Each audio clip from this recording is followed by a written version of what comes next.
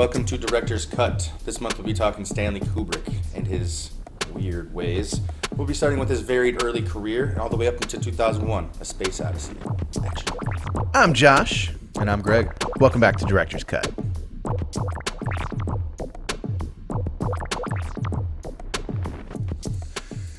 So this month, we're going to be talking about Stanley Kubrick, the illustrious and legacy director, I'd say. I'd agree. So before we go any further, what's the first thing about Stanley Kubrick that stands out to you? He's weird, dude. Yeah. The first thing is weirdness, but also camera work, camera play. Cinematography is a huge one for me, but yeah, just weird.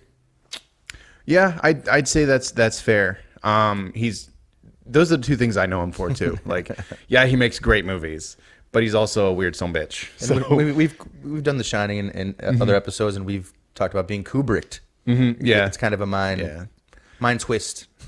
Well, and we're gonna kind of dig into some of his work and see if he lives up to all the hype. See if the hype train is real. Two. So he did a couple of small films in the early 50s, I want to say, but then he kind of started making a name for himself with Fear and Desire, right? Yeah. Fear and Desire. Are you familiar with that film? Sort of. I know that it's kind of a military. They're kind of fighting a fake war. Four guys. Plot didn't seem to make sense, but I think that's what he was going for. Just a confusing story for a confusing time. Yeah, and to add to the fact that war is confusing, there's really no answer. I think that's what he's trying to portray in that film. It's been a long time. It's been since the 50s when I watched it. But well, I mean, I kind of chose that one just because it's a good jumping off point, because it is his first kind of dipping his toes into being weird, like we've been talking about. It's got a plot and it's got a story, but it's mildly incomprehensible at times, and it's confusing, and that's Kubrick being Kubrick, for the first time. Because then, after that movie, he did a few. I guess they're not really period pieces, but they're pieces of that period. 3 years of like crime noir. you're gonna go to crime. Stuff. Yeah. Okay. Cool. Yeah, where he was just kind of doing everyday films. Yeah. The Killing comes into play in that one for me. Yeah. That one stands out as far as that type. I know he himself said that was kind of his first standalone mature film that he's done. I think he's set a lot of standards as far as those crime noirs that you spoke of and things like that, and just directing in general and camera work. But The Killing to me stands out as far as those early time crime pieces. I would agree. Because I want to say he did 3 or 4 of those films in that period of time, and The Killing is definitely the one that stands out the most. And it's also the most Kubrick of those 3 or 4 films. Is that 63? In that neighborhood, right around there. Off the top of my head, I don't remember the exact date. Yeah. I do remember that after he came out of that, because you could kind of say he's making those films to make a living. There's times where you go and do your job because you love your job, and there's times you go and do your job because you need a paycheck. And I think the last time that he really went to his job because he needed a paycheck was the next film, Spartacus. Okay. Now, don't get me wrong, Spartacus is a great movie, and it's definitely one that deserves to be seen. But I would say it's the most unlike anything he does. Yeah, I'd agree with that completely. Just by, I think, cast size that goes into that. Not just cast size, but the amount of extras. I think it's still a studio film. But it's very much a studio film. But he was able to capture the vastness of, that time period with the amount of people, the work, the labor. Characters are kind of funny in that one, what I mean? It seemed like it was a little out of place, and they all got their little English accents or whatnot. But that one was probably the least weird that we're going to talk about. Yeah, and it's we were talking a minute ago about it being a studio film, and what we mean by that is it is in the same vein as you would expect someone like Charlton Heston to be in a movie like that, or exactly. John Wayne. These very formulaic historical films that are they're typical of the 1950s and some of the 60s, and it's kind of the only one that he does. So it sets itself apart from the rest of his filmography. But it still sets itself apart a little bit from other films like it because it is a Kubrick movie, and it's still got a little bit of his flavor to it. Yeah, I'd agree. I think that he did that maybe on purpose because we're still talking about a semi-historical time. Whether or not it's accurate or not is yet to be told. I wasn't there. He wasn't there. But, I mean, he did his thing on it, and it seemed to roll over. It seemed to be biting to more of those traditional film lovers. Yeah, it caters to that audience very much so. And then, you know, so Spartacus is a good splitting point for his career because now he's well known. He's done a couple of really good hits, and he's allowed to be himself immediately. Like Kubrick didn't have a career where he was immediately Stanley Kubrick and he was allowed to do what he wanted. You know, we'll talk about the Coen brothers who were allowed to be themselves from day one. Kubrick had to build up to that. And much like Cameron, you know, last month, where, you know, he had to get some clout, you know? He had to buy some clout. Yeah. And you know, so after Spartacus, we've got stuff like Lolita and Rebecca, which are both adaptations, and both are very strange. Yes, and groundbreaking to put that in the time frame that they did. Lolita, I mean, that movie, I think it's like 62, 60. I mean, I'm getting my time frames wrong on his progress here, but that time frame with that storyline, whoa. I mean, we're talking about a guy who's marrying a widow, married her and finds out that her daughter is seducing him, basically, and he's letting himself be seduced by this very young. Yeah.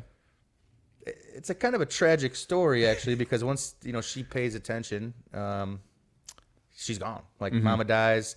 He thought he had it in the bag, and she says peace. But I mean, it's really definitely paraphrasing and trying to get over all the grotesque stuff and stuff that's still makes your skin crawl to this day. And he starts playing with, you know, story elements that you see, you know, throughout his work here. He starts playing with stuff that makes you uncomfortable, you know, so uncomfortable relationships. You see those in Lolita, Rebecca, Shining, even. And then he starts to play around with, you know, the human nature, which you see a lot of in 2001 and Dr. Strangelove. Yeah. So he's really kind of starting to tip his hand and talk about psychology and relationships and really dig into what it means to be human by looking at the human experience as if you're an alien. He makes movies that make you look at these characters as characters and not people. Right. And this is where he starts to do that. He hasn't really started to play with his camera work a whole lot yet, but after Lolita, we get to, you know, Dr. Strangelove, which is known. It's known for its very straightforward camera work that is used in very unconventional ways. Yeah. Somewhat subliminal messaging. Even the trailer was insane for this one. It's literally just words on a screen. Yeah. Couple clips from the movie. It's hard to follow some of this stuff, and it's a hard to follow film. Yeah. It's a hard to follow some of this film. stuff is. I mean, it's things that take a second, third, fourth watch, and you're always going to find something new. It's something either you're not going to like about it or you're going to love about it. He's kind of one of those love it or hate it kind of guys. Most people loved it, I guess. You know, he's made a name. Yeah, You know, but it's he's not always taking that beaten path. And you talked about being so close to that otherworldly, alien-esque kind of rapture, if that's the right word I'm looking for. But making people uncomfortable is the name of his game, and it's Kubrick. You know, I think mind twist. I think he was always uncomfortable, so he liked to make other people uncomfortable. Yeah. So, you know, he took a lot of inspiration from Hitchcock. Yeah, and you can tell he took a lot of, especially later in his career, he took a lot of Hitchcock's camera tricks. Yeah. Yeah. Yeah. And he would literally reverse them. So like the vertigo effect or the Hitchcock effect, where you zoom in on a character and you zoom out, or you dolly away. He reversed that for like things like The Shining and Clockwork Orange, which we'll talk about, later on. But here he's starting to get his chops. He's starting to really become comfortable. So Strangelove, wild movie, and it definitely influenced future film. If you've ever seen Brazil, that movie would not have been made without the influence of Dr. Strangelove. And to kind of round out the first half of Kubrick's career is another wild one, 2001: A Space Odyssey. Yeah. But the song if you've heard it. Dun, dun, dun, dun, dun, dun, dun, dun, dun. That one. We stopped just shy of being demonetized. Yeah. So 2001 is more of it takes that alien concept and it really cranks it up to 11. It's just, you're almost forced to look at this movie through the eyes of the robot. Mm-hmm. Yeah. I can't do that. I can't do that. I can't do that. You're everything is monitored, everything is quiet, and everything it's all slow shots. You're uneasy because of the camera work, you're uneasy because of what's going on in the movie, and we were so used to movies moving a little bit faster that being forced to sit still and watch as someone just floats across the shot. Yeah.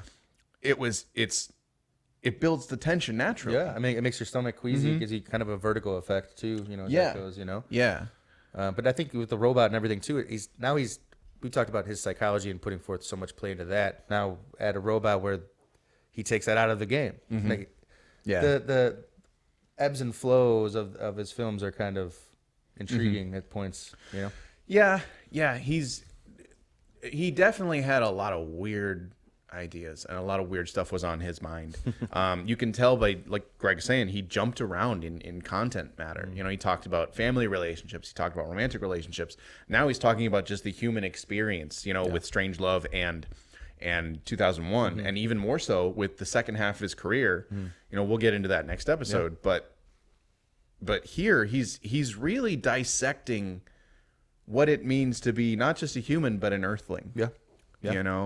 And he's tackling morality and just your mental state. He's tackling isolation a lot. And it's, you nailed nail on the head with humanity and way of living, way of thought. And he's twisting it, just playing with you, but also making you ask yourself, are you human? And with that, we're gonna wrap up this episode. Next week, we're going to talk about, was Stanley Kubrick human? No, next week we're going to get into the second half of his career. So definitely keep your eyes and ears peeled for that. To our lovely patrons, we see you, we hear you, we love you, and we'd like to say goodbye.